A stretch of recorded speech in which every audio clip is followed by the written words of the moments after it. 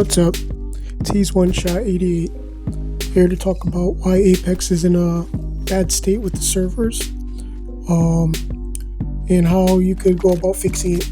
So apparently, a lot of us have been experiencing lag and rubber banding, and you go behind the door and close it, and you're crouched healing up, and 2 seconds go by, and then all of a sudden you're getting shot and killed still.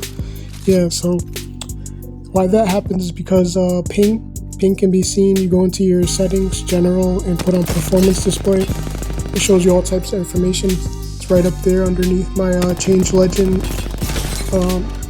dialogue up to the right.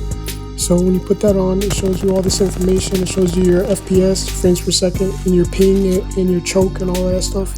So the ping is how delayed your console or your system is from the actual server time. So when it's 60 or above, that means that when you're pulling the trigger, it's freezing and it's catching up to what the server time is, which is why a lot of people have been playing and they've been shooting and it freezes, then it speeds up to compensate and catch up to the right server time. And it feels like, people are cheating, but that's not what it is. And the reason why this is happening is because of a giant geomagnetic storm that's going on. It's been happening in increasing in activity for the last 3 years. And the sun has sunspots, and the sunspot is like negative energy. It's sucking in energy even though there's no fire there. And then after it's done sucking the energy in, it blasts it out and it has a coronal mass ejection. And in the wake behind the coronal mass ejection is something called solar wind, which has geomagnetism and it affects the earth. And I got a guy here in this video, he's going to explain everything. I had to put out this pretty urgent message today because some things have happened in the last 24 hours. We certainly need to take a notice and take a look at this because we are heading into a solar maximum. We've talked about that before, but now astronomers are saying, the experts in the field are saying that it's not going to be next year. It very well could be this year. And if we get hit by coronal mass ejection, which is very likely, it could be nothing short of catastrophic. Let me show you on this graph. So this is a really simple understanding of why we think we're heading into a grand solar minimum, because around 80-81 we had a solar maximum, then we had a solar minimum, and then around 1991, etc., a solar maximum, not as high as the last one, then a solar minimum, then another solar maximum around 2001, 2002, not as high as the last ones, and another solar minimum, and then 2014, a solar maximum. And basically, if you see the progression, the peaks of the solar maximums, it is decreasing.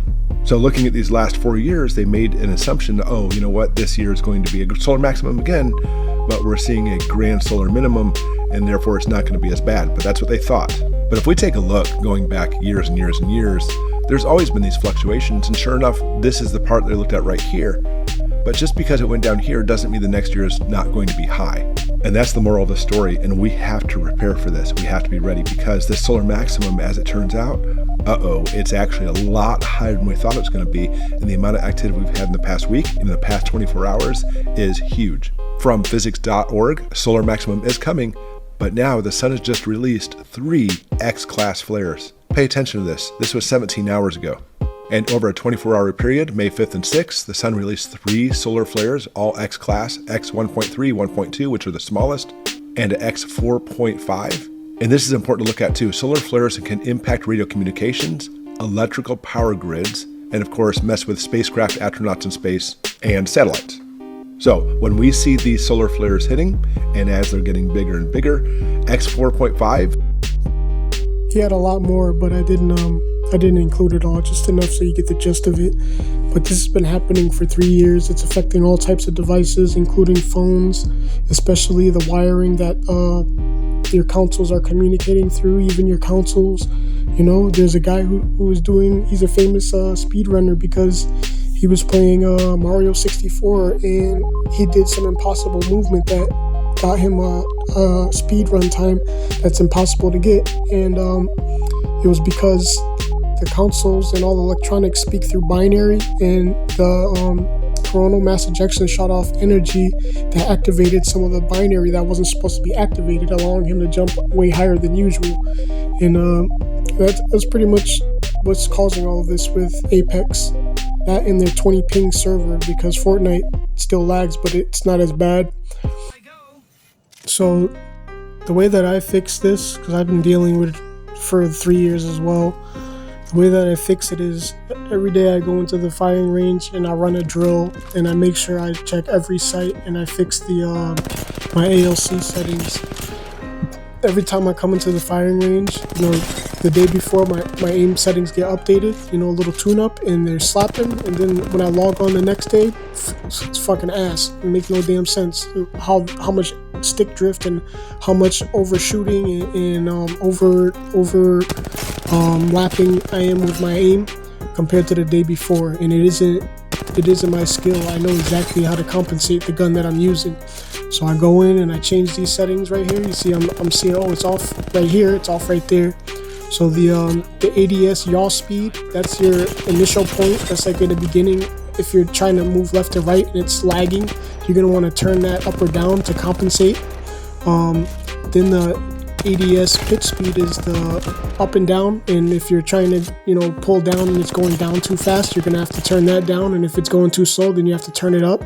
Sometimes you have to get like right here, you got to get a 5, you got to get something that ends with a 5 and then turn it down, and it's pretty agitating, but it's the only way that I could get those settings that I know are gonna beam and hit the way that they're supposed to and compensate for the bullshit lag.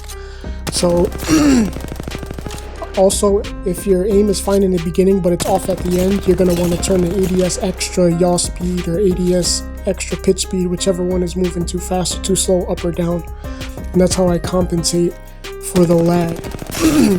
And I have to do this every day because if I log in and I just go into a match, I'm gonna hit like 5 of my shots when I'm supposed to be hitting 15 like I usually do. It's really annoying. I'll have to record an in-depth ALC overhaul tutorial sometime. I'll probably do it tomorrow and discuss the drill that I run and how I detect what I need to turn up or down. Everybody has their own perfect golden ratio of aiming that they want, and I can show you how to find yours. There's a couple things that I learned were messing up the aim that a lot of people don't know. They hate ALC because they don't know how to do it.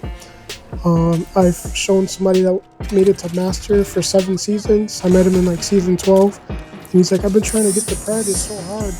And I showed him how to overhaul his ALC, and he learned everything I showed him, and I never saw him again. I played 1 game with him, and then we went to firing range so I could fix my aim, and then he saw what I was doing. He's like, I don't know how to do the ALC. I showed him how to fix it, and then like 2 seasons later, he comes in out of nowhere. He's like, hey, are you the guy that showed me how to fix my ALC settings? I was like, yeah.